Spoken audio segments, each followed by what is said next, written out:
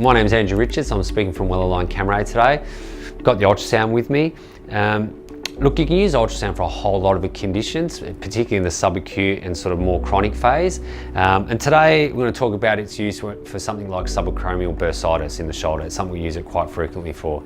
So obviously with that sort of a condition, you've got irritation. It can be low grade, it can be actually more high grade, swelling in the shoulder, limiting movement, causing a lot of pain. And obviously there's underlying biomechanical issues that go with that need to be addressed.